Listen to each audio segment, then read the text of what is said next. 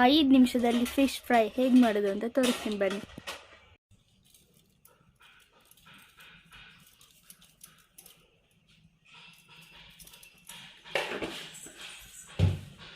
ಏನು ಮೀನು ಮಮ್ಮಿ ಇದು? ಜುಲಾಬಿ ಮೀನು. ಖಾರದ ಪುಡಿ ಹಿಂಗೆ ಹಾಕಿ ಚೆನ್ನಾಗಿ ಹಚ್ಚಿ ಇಡಬೇಕು. ಎಷ್ಟು ಅವರ್? 1/2 ಅವರ್ ಇಟ್ಟರೆ ಸಾಕು. 20 ನಿಮಿಷ ಇಟ್ಟರೆ ಸಾಕು. ಆಮೇಲೆ ಹಂಚು ಮೇಲೆ ಹಾಕಿ ಸುಡೋದು. ಸ್ವಲ್ಪ ಹುಣಸೆ ಹುಳಿ ಹಾಕಿ ಬಿಟ್ಟು ಚೆನ್ನಾಗಿ ಇದಾಗಬೇಕು. ತವಾ ಫ್ರೈ.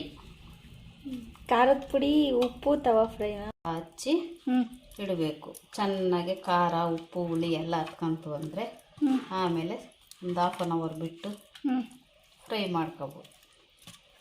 ತುಂಬ ಚೆನ್ನಾಗಿ ಬರ್ತದೆ. ಈಗ ಫ್ರೈ ರೆಡಿ ಆಗ್ತಿದೆ. ಈಗ ಜಸ್ಟ್ ತಿನ್ನೋದಷ್ಟೇ ಅಲ್ಲ ಮಮ್ಮಿ?